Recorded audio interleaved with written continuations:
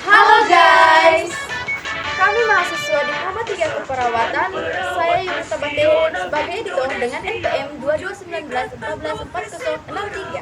Saya Nur Cahaya Sihombing dengan NPM 22191443. Saya Lili Subrian dengan NPM 22194406. Saya Apriliana Kristina Gula dengan NPM 2219144046. Saya Novira Gula dengan NPM 2219144037. Di sini kami akan membahas tentang anemia dan gizi dan diet untuk anemia. Penasaran dengan video kami? Yuk saksikan video kami berikut. Selamat menyaksikan. Nah, yang pertama itu kita harus mengetahui apa sih itu anemia. Anemia merupakan kondisi medis di mana jumlah sel darah merah lebih rendah daripada jumlah normal. Sel darah merah adalah sel darah yang bertanggung jawab mengirimkan oksigen dari paru-paru ke seluruh tubuh. Jika jumlah sel darah merah dalam tubuh kita ini mengalami gangguan, maka oksigen tidak dapat diterima dengan baik. Setelah kita mengetahui definisi dari anemia, sekarang kita masuk pada penyebab dari anemia. Apa sih penyebab anemia itu? Anemia terjadi karena kekurangan zat besi, asam folat, ataupun vitamin B12. Anemia ini juga terjadi karena faktor dari genetika, karena usia, jenis kelamin, ada juga karena riwayat penyakit kronis seperti penyakit KOL, gagal ginjal, ataupun penyakit yang lainnya. Nah, baik teman-teman, sekarang kita lanjut untuk mempelajari apa sih klasifikasi dari penyakit anemia. Nah, klasifikasi dari penyakit anemia ini ada terbagi menjadi 3. Yang pertama itu yaitu berdasarkan kerusakan genetik.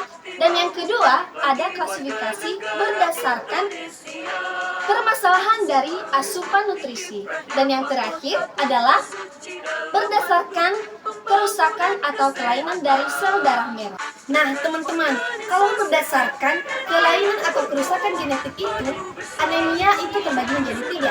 Yang pertama itu ada anemia sel sabit, yang bentuknya itu seperti sel sabit, kaku, dan juga lengket sehingga dapat menghalangi aliran darah. Kemudian ada anemia Fanconi yang merupakan adanya kelainan darah yang sangat langka. Kemudian ada anemia Diamond-Blackfan yang merupakan kelainan yang sangat memuat sumsum tulang belakang itu tidak dapat memproduksi sel darah merah dengan baik. Nah, selanjutnya ada anemia yang berdasarkan permasalahan asupan nutrisi, yaitu yang pertama adalah anemia pernisiosa, di mana penyebabnya itu adalah kekurangan vitamin B12. Selanjutnya, anemia defisiensi besi, di mana itu terjadi karena tubuh tidak memiliki zat besi yang cukup untuk membuat hemoglobin. Yang terakhir adalah anemia megaloblastik, yang terjadi karena defisiensi vitamin yang terjadi dalam tubuh itu tidak dapat menghasilkan atau mendapatkan vitamin yang cukup untuk seperti vitamin B12, vitamin B19 atau folat. Nah, sekarang yang terakhir yaitu berdasarkan kelainan sel darah merah, yang diantaranya adalah anemia hemolitik, di mana keadaan sel darah merah mati dan juga rusak terlalu cepat daripada yang biasanya. Kemudian ada anemia aplastik, yaitu terjadi ketika sel darah induk dari sumsum tulang tidak dapat menghasilkan sel darah merah dengan cukup. Kemudian ada anemia hemolitik autoimun yang terjadi di mana kondisi ketika sistem kekebalan menyerang sel darah merah. Nah, kemudian ada anemia sideroblastik, yaitu terjadi karena tidak memiliki sel darah merah yang cukup dan terlalu banyak zat besi di dalam tubuh. Kemudian ada anemia makrositik yang merupakan di mana sumsum tulang membuat sel darah merah yang sangat besar. Kemudian ada anemia makrositik yang terjadi ketika sel darah merah tidak memiliki hemoglobin yang cukup.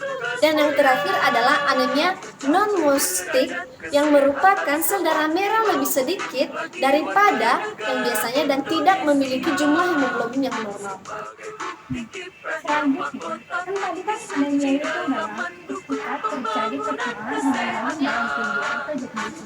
Yang dimana hemoglobin itu adalah protein yang mengandung zat besi di dalam tubuh yang berfungsi untuk mengikat oksigen dari paru-paru ke seluruh tubuh.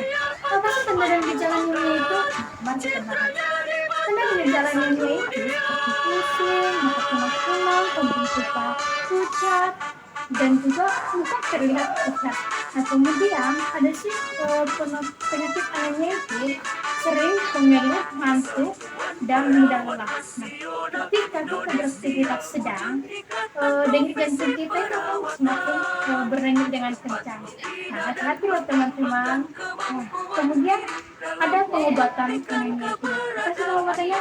Yang pertama itu adalah kita mengonsumsi zat besi ini. Zat besi ini berfungsi untuk membantu produksi sel darah merah di dalam tubuh. Dari mana sih kita mendapatkan zat besi itu? Sumber zat besi itu bisa kita dapatkan dari daging merah, kuning telur, gandum, kacang-kacang. Selain itu, kita juga bisa mengonsumsi suplemen penambah darah.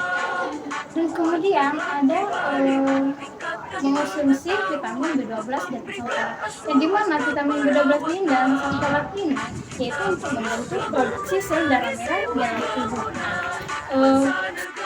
Kemudian asam folat bisa bersumber dari susu dan sayuran hijau. Nah, kemudian untuk menghasilkan hasil yang maksimal kita bisa menginjeksi vitamin B12 dan mengonsumsi suplemen. Nah, kemudian ada itu donor darah atau transfusi darah. Nah, donor darah ketika melakukan donor darah atau transfusi darah ini perlu kita mencocokkan golongan darah terhadap pendonor dan keadaan pendonor supaya tidak menimbulkan komplikasi.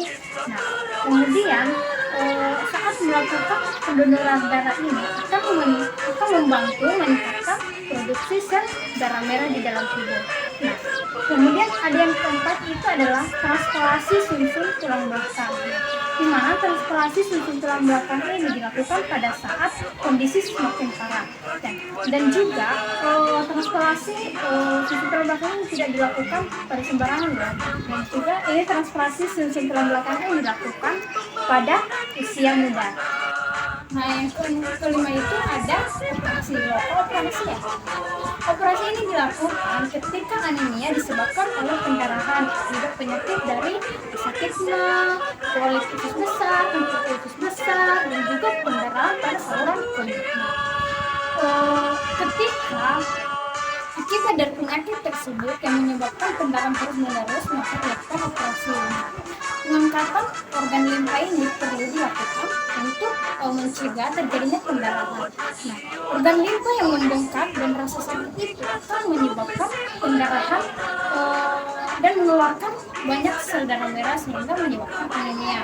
Nah, dengan melakukan operasi ini bisa mencegah terjadinya pendarahan. Nah, yang keenam itu adalah obat-obatan. Yang dimana obat-obatan ini seperti kita tahu itu mengonsumsi vitamin B12 dan suplemen penambah darah. Nah, vitamin B12 ini contohnya phenolphthalein dan ada juga injeksi neurobion. Nah, sekian tentang pengobatan anemia ini. Jika teman merasakan gejala atau tanda-tanda anemia itu, segera teman-teman untuk melakukan pengobatan dan melakukan salah satu dari yang saya sebutkan tadi seperti mengonsumsi zat besi, mengonsumsi vitamin B12 atau asam folat, dan juga melakukan transfusi darah jika sudah mengalami anemia itu yang parah. Nah, kemudian ada juga komplikasi dari anemia itu. Apa sih itu komplikasinya? Anemia ini bisa menyebabkan komplikasi yang berbahaya. Seperti apakah itu? Masalah jantung seperti gangguan irama jantung, dapat juga menimbulkan kardiomegali atau irama jantung yang tidak beraturan, atau juga bisa menyebabkan pada ibu hamil seperti prematur. Nah, pada bayi baru lahir itu berat badannya itu rendah, dan kemudian akibat anemia ini bisa menyebabkan kita depresi loh. Makanya hati-hati supaya tidak terjadinya anemia. Nah, untuk itu juga kita perlu menjaga pola hidup kita yang sehat, mengonsumsi makanan yang sehat-sehat supaya anemia terhindar dari kita. Halo teman-teman, baik di sini kita akan masuk ke pembelajaran terakhir.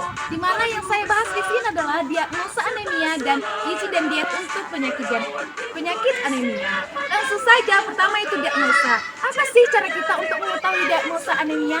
Nah, di sini saya akan menjelaskan bagaimana cara kita untuk mengetahui diagnosa anemia itu. Pertama dulu teman-teman, kita harus mengetahui tes jumlah darahnya atau hemoglobinnya. Kemudian baru kita mengetes jumlah retikulositnya. Setelah itu baru kita mengetahui, kita harus tahu di dalam tubuh itu apakah sudah cukup vitamin B12-nya, kalsiumnya, kemudian asam folat, dan begitu juga zat besinya, dan ada juga vitamin apakah di dalam tubuh itu sudah cukup. Begitulah cara kita mengetahui bagaimana mendiagnosis orang tersebut. Baik teman-teman, selain pemeriksaan diagnosis untuk penyakit anemia tadi teman-teman, masih ada sih pemeriksaan yang lain yang bisa dilakukan. Contohnya adalah tes urin, tes EKG untuk mengetahui apakah irama jantungnya normal atau tidak. Dan masih banyak lagi pemeriksaan penunjang lain yang bisa dilakukan untuk mendiagnosis penyakit anemia tersebut.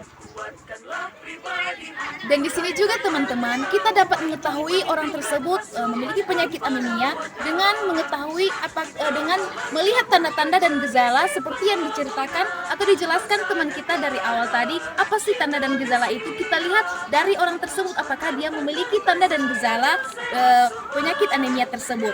Kemudian dari tanda dan gejala tersebut kita tidak bisa memastikan bahwa orang tersebut memiliki penyakit anemia tanpa juga didukung oleh pemeriksaan diagnostik atau pemeriksaan penunjang dari lab. Baik teman-teman, setelah kita mempelajari tadi bagaimana sih cara untuk mengetes penyakit yang menderita diagnostik anemia itu.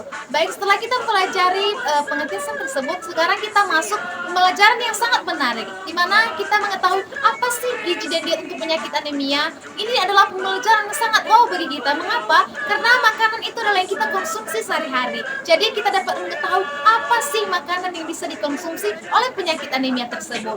Di mana perlu kita ketahui dulu terlebih dahulu. Mengapa sih dan apa tujuan kita untuk mempelajari gizi dan diet untuk penyakit anemia? Tujuannya teman-teman, di mana di sini mengajarkan kita untuk mengetahui apa saja makanan yang bisa kita konsumsi untuk memenuhi kadar hemoglobin atau sel darah merah kita, dan untuk juga mengetahui makanan apa saja yang mengandung zat besi untuk menghindari namanya penyakit anemia. Langsung saja teman-teman, di mana pertama yaitu kita akan mengetahui apa sih sayur-sayuran untuk mencegah namanya anemia. Baik teman-teman, di sini dapat kita ketahui apa saja sih makanannya. Pertama itu adalah sayuran hijau. Sayuran hijau yang bisa kita konsumsi untuk penyakit anemia adalah sayuran gelap. Contoh sayuran gelap itu adalah ada bayam, ada buncis, kemudian ada sejenis sawi, dan ada juga lobak sawis atau lobak Swiss. Kemudian di mana sih apa kandungannya? Kandungannya itu adalah mengandung zat besi dan asam folat, di mana berguna untuk memenuhi kadar hemoglobin kita di dalam darah kita. Kemudian ada juga daging dan unggas yang bisa kita konsumsi untuk penyakit anemia, di mana seperti daging merah dan daging domba. Kemudian ada juga unggas yang bisa kita makan untuk penyakit anemia. Kemudian ada hati, di mana hati adalah mengandung zat besi yang paling tinggi atau paling ampuh untuk penyembuhan penyakit anemia. Selain hati, kita juga dapat mengonsumsi seperti jantung, ginjal, dan lidah sapi. Kemudian teman-teman ada juga ikan laut. Ikan laut adalah mengandung zat besi Heme. Contohnya itu adalah kepiting, kemudian ada tiram, ada kerang, dan ada udang. Kemudian apa saja sih ikan laut yang bisa kita konsumsi? Ada ikan tuna, ada ikan kembung, ada ikan kue, ada ikan salmon, dan ikan mahi-mahi. Baik teman-teman, di sini juga kita dapat mempelajari apa sih biji-bijian atau kacang-kacangan untuk penyakit anemia yang mengandung zat besi untuk mengurangi namanya penyakit anemia. Pertama itu adalah ada kacang merah, ada buncis, ada kedelai, ada kacang polong hitam, kemudian ada kacang polong, dan ada juga kacang hitam. Dan biji-bijian yang bisa kita konsumsi juga yaitu ada biji labu, ada biji rami, dan ada juga biji bunga matahari. Dan di sini juga teman, ada buah-buahan yang bisa kita konsumsi untuk mencegah penyakit anemia. Di di mana salah satunya itu adalah ada buah delima. Buah delima mengandung zat besi juga, dan selain zat besi teman-teman, perlu kita ketahui buah delima juga mengandung vitamin A, C, dan E. Kemudian juga ada jeruk yang mengandung juga vitamin C, dan ada strawberry. Strawberry berguna untuk mengandung penyerapan zat besi di dalam tubuh. Kemudian ada juga buah kurma, kemudian ada apel, dan juga buah bir. Dan di sini juga teman-teman, yang terakhir itu makanan yang mengandung kalsium. Mengandung kalsium berguna untuk penyakit anemia, yaitu ada susu, ada kefir, kemudian ada keju, ada yogurt, dan ada juga tahu. Senang hati menerima surat. Cakep. Menerima surat dari pamanku tercinta. Makanlah makanan yang sehat Agar terhindar dari anemia. Mantap!